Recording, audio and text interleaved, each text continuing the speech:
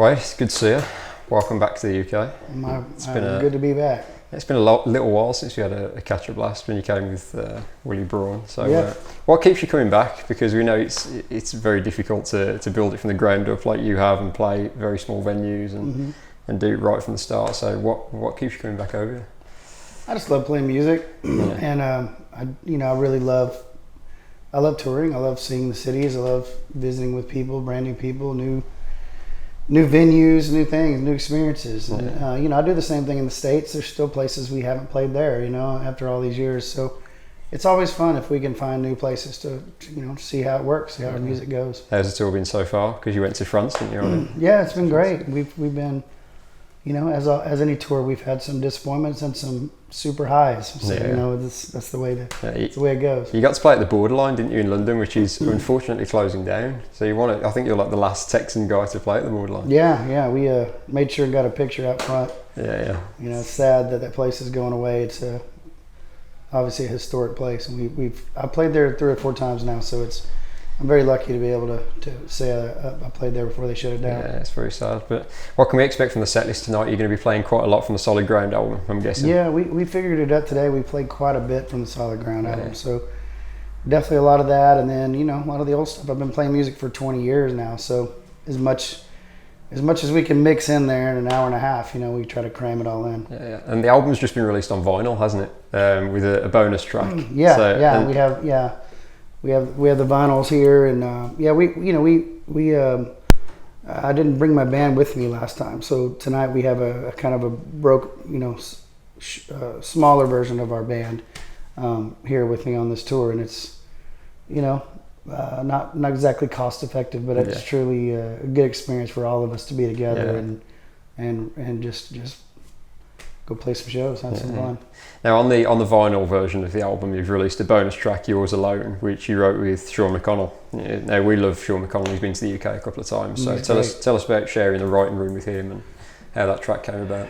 Sean's one of my best friends in the universe, and we've worked together on so many different levels, and we've written a lot together over the years, and I've been very, very blessed to call him my friend. I've been very blessed to call him my friend. He's a great man and as talented as anybody I've ever met in my life. So that song was a song we actually wrote a long time ago, and it just kind of found its way onto this record. Well, it didn't originally find its way onto the record. Yeah.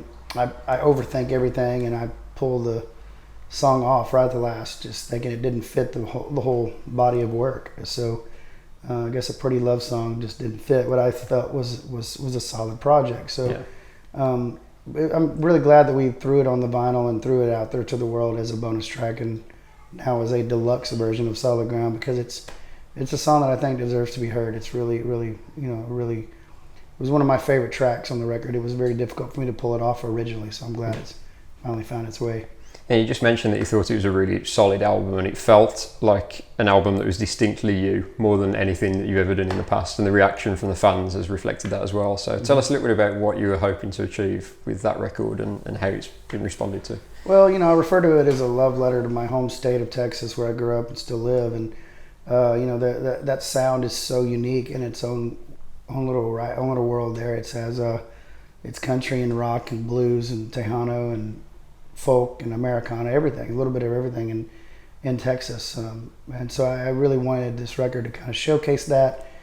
And then at the same time, push myself as a songwriter to write those things, or to at least, to try to write the best songs I could, as I always do. And I never really pushed myself this hard. And same with my producer, Keith Gaddis, who did the same thing. So it was a challenge, but I really loved not just settling to make another record. I really am glad that I pushed myself to do it, and I'm to work harder and not settle for just another song. And I think it really shows in this project. Yeah, and what I love about the album is it goes into places that certain songwriters wouldn't dare go into. I mean, my favourite track is Death, Dying and Deviled Eggs, which is a really interesting one because it's about a funeral, but it's kind of a happy kind of, I don't know how to explain it, but happy song about funeral. Yeah, it's weird. So tell us a little bit about that song and how that came about. That song I started writing right after, a couple of weeks after Guy Clark passed away, and I was just trying to copycat him. Trying to say, okay, there's no greater respect you can give a hero than to copy them and want to be them. So that's where the feel of that song came from, and it just the idea of death, dying, and deviled eggs, it can be very humorous. So we chose not to make it all about the humor. We chose to make it about the life and love and loss and everything that makes life so great. And if you can take a rough situation like losing a loved one and find a way to turn it into something good, then that's usually what we try to do in my family back home. And it's, you say your goodbyes and then you go get together and eat and drink and celebrate the life of someone. Yeah. So that's what that's all about. It's just saying, don't take things for granted. Yeah, I love that song. And I wanted to speak to you about the documentary that you released a few weeks back now, Inconsistent Chaos. I hope you don't mind speaking about that period, because I know it was a very difficult one for you. So tell us about the inspiration behind that project for people who haven't seen the documentary yet. The documentary idea was brought to me, and I wasn't real sure if I even wanted to do it. That's a lot. It's a big burden. But I was kind of convinced to do it and persuaded to do it, and I'm glad that they pushed me to do it, because I think it's important to get the story out there of going through struggle, that you're not the only one. Everybody goes through struggles, and I think it's good to see what we do behind the scenes, what goes on behind the scenes of just what you see on stage.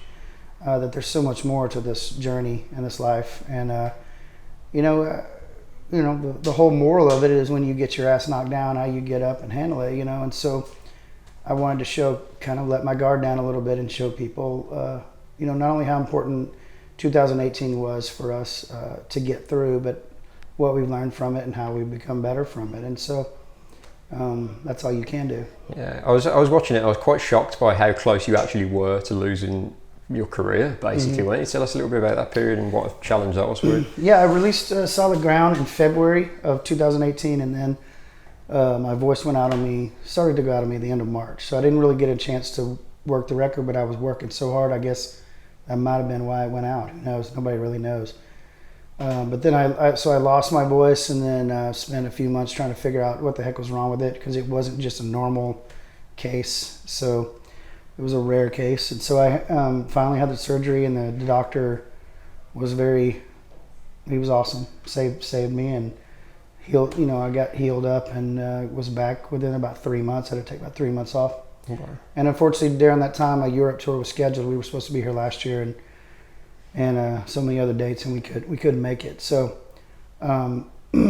that's I had the surgery in May, the end of May, and I was back around the early part of July. Yeah, I mean, it must have been so hard for you to cancel these gigs, because knowing you as an artist like I do, I know you love your band guys, and it must have been very difficult to be able to say to them, look guys, we can't do this at the moment. Yeah, it was very scary, more than anything, just to not really know whether I was going to be able to, do what I've been doing to provide for my family and for all of them and their families as well. It's a lot of mouths to feed and a lot of people I love dearly. So it was scary stuff, but everybody stuck together and everybody really helped each other get through it, and it was a beautiful thing. Yeah. And a big part of kind of the regeneration of your career was Randy Rogers, because he kind of got a load of friends together and they all pulled together to help you out, didn't they? Mm-hmm. So tell us about that. Yeah, some friends of mine, Randy kind of headed it up, but they got together and sent a little money our way to help fund the cost while we were down. And so we're doing all we can to get them paid back, but there's no greater friendship than when you're down and completely lost, and your real friends are the ones that pick you up, and they really did. Yeah. Great group of guys. It must have been a period that's given you a lot of songwriting material as well, I would imagine. So you're already looking towards the next project now and maybe using some of that inspiration. Yeah, I haven't quite figured out yet exactly how to get it out. Yeah. It was a lot going on with the loss of my nephew and everything. So I'm really, it took a creative hit on me. So I'm anxious to see how it all comes out. Honestly, I've done a little bit of it, and so I think it's kind of starting to shape up, and we'll see.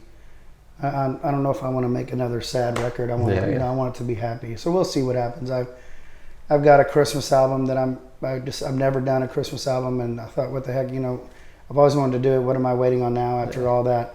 Why not do the things you want to do? So I got a Christmas album coming out this year, and then another album, Hold My Beer Volume 2 with Randy. We'll be doing that'll come out early next year. So it gives me a little time to kind of gather my thoughts and how to write, learn, figure out how to write about all that stuff. Awesome. And just finally, you released a live album with Randy, didn't you? It was this year. So tell us about that and what people can expect from it.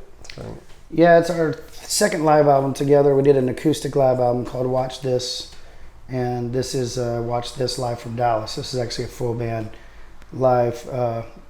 One of those special nights that we just happened to capture on tape, and it's a really fun. The band was on fire, and we were making a lot of fun of each other and having a lot of fun that night. And it just one of those nights that we really are proud of. So we wanted the world to hear it. And I think you can hear our friendship in the project for sure. That's awesome. Well, Wade, thank you for doing this. We appreciate your time, and I hope you enjoy the rest of the UK tours. I'm sure you will. Keep coming back to see us. We're going to try. Yeah, plan to at least once a year. So nice indeed. We look forward to coming back and continuing to build over here. I truly love playing music in the UK, and everybody is so. I love the way they listen to music over here. It's very intense and it's very respectful, and just truly makes me want to come back over and over. So I look forward to it. That's what we like to hear. Thank you, dude. Appreciate it.